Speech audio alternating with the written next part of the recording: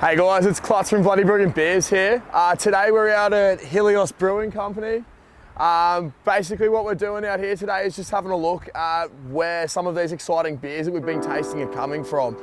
So Tony's invited us down today just to have a look through the brewery, go through a couple of beers, and yeah, basically let's just get around the Helios Beers from Helios Brewing.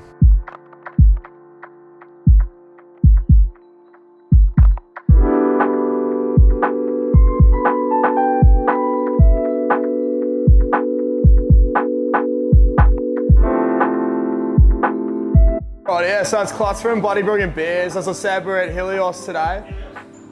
So over this way we got Head Brewer Charlie. And we got one of the other owners, Tony, over this way as well. Tony.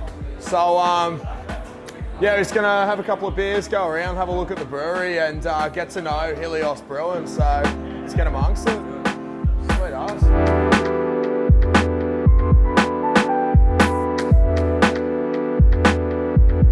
Guys know much about the brewing process? Do you want me to go into much depth about the brewing process? We'd like to know, I think, basic principles of from you to us, essentially. It's very simple. If I can do it, it's not too difficult. Not the most technical man going around. It's like cooking. You can have either be, knock up bangers and mash, or you can be old mate Heston, Bloomfield. You can go and bonk. Yeah, there we go. First one. You can go bonkers. I choose to, go with bangers and mash. Brewing's a really simple thing. Either way you're eating, really. Exactly, and it's important. But yeah, you can overcomplicate things. So some people are very good at it. Guys like Brendan O'Sullivan, Reece Lopez, Three Ravens, another side. Those guys are freaks, and I mean that in the nicest possible way. I know them both quite well, and I know raw materials, and I trust my now. So I learnt by some very, very clever guys at Gage Roads way back in the day, and I learnt process control, and then I've been able to put that together with obviously brewing now, some raw materials, and I've just designed good beers. So yeah, I mean, I've been brewing commercially for 13 years.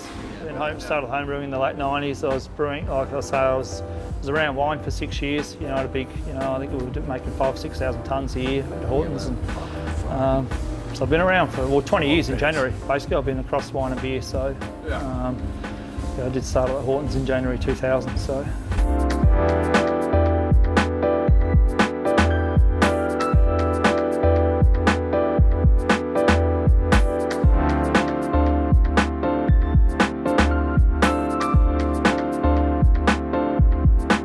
Yeah, I don't look very smart, but you always find ways to sharpen processes up. They're always thinking about how can I make things more efficient, how can I do my job quicker, how can I make it less dangerous. I generally like to do it myself again. That's one of the things I enjoy most about producing beers, is designing them and having a look at them at the final product. But if it's something new, like a New England, we just started brewing at MASH a couple of years ago, but generally I have a look at trends for a little while, and then I'll nut them out. I'll have a look at a few examples, I'll do a bit of reading, and go, all right, cool, this is what you want, and then the cogs turn over. It's generally very internal. I'll put on new age interpretations of them, which is what I will do. Is I'll take modern raw materials and put a subtle spin, but still pay homage to, I guess, a base style.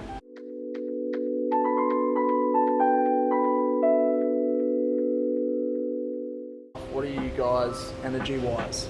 Do you use a shitload, or are you renewable? Or? Scott, yes, we're certainly renewable. Scott's the best guy to talk to about renewables and what we do as far as stability goes, or environmental sustainability, sorry. Yeah, Scott's the guy. Again, I don't delve too deep into that. I'm aware of obviously solar thermal.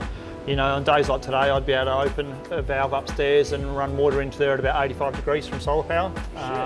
So instead of running, Queensland ambient temperature water at about 30 degrees into there, then obviously having to heat it to 85. If we can run it in there at about 80, obviously we use a lot less energy. So it's a lot of fucking science, really. Yeah, but scientists do the science. I do the fun bit. So there's not many of us that I find that they're either guys like me that are not very book smart and can come in, wield the tools, follow process, design really good beers. There's some guys that are technically very smart, and I might get called out on this, but I find the guys that are technically very smart generally don't have the nous to design. They can obviously make a good beer, but yeah, their recipe formulation's a little bit lacking, I find. But there's some guys that are obviously very good at both. Lockie at Ballistic's one of them. We worked together at Gage way back in the day. Lockie's Jake as well, Jake Harrison over there. He's a freak of a man, and again, I mean that in the nicest possible way, where they've got technical smarts and. Do you guys have much like collaboration? Talking with other brewers, or just yeah, we talk a little bit. Bounce ideas, especially when we run out of raw materials. Like, hey, fella, 10 kilos of Amarillo over there. I'm out.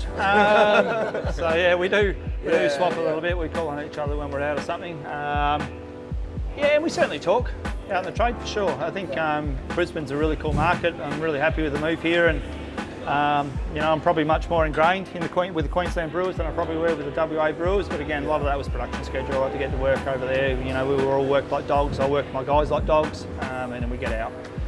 Whereas here, I've got a much more comfortable schedule, and when I've got meetings on IBA meetings, functions, get-togethers, I will generally go out because I can and I feel like it. I tell everyone, first, we want you to drink, obviously, craft. Obviously, we prefer you to drink our beer and drink Helios wherever, but we know the Queensland segment's really strong, like really, really strong. And I'd be openly honest with you if I said it was shady, and dodgy and highs and lows, but I haven't really had any beers here that have disappointed me, either from a quality perspective or design.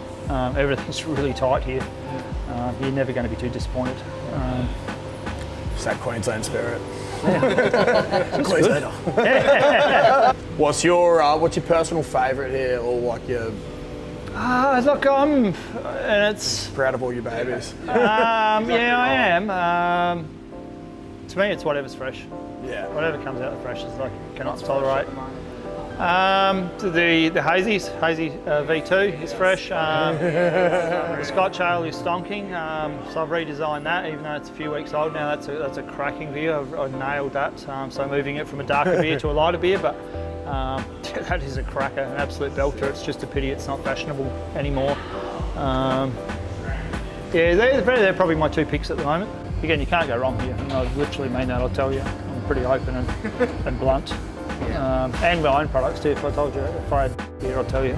I'd point you away from it. But G'day fellas. So we're at Helios Brewery. We just finished up a tour. Fantastic brewery. Make sure you come on down and check it out. But I've got an interesting beer today, which is the Medusa Black IPA. So it's 6.5%. It's obviously color-wise, it's a very interesting drop. A little bit different to what you've usually had, but we'll give it a crack.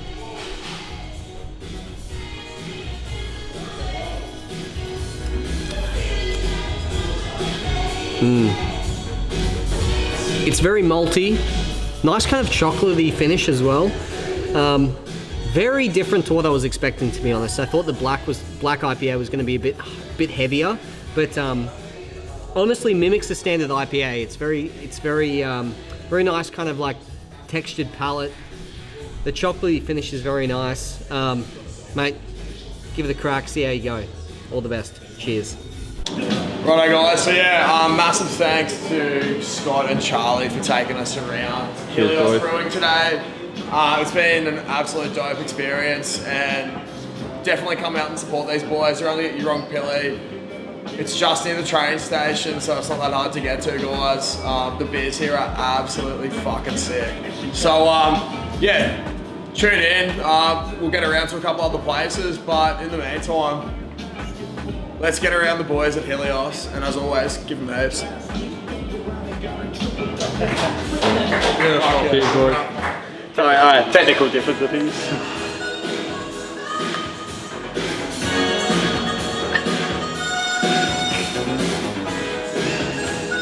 Oh.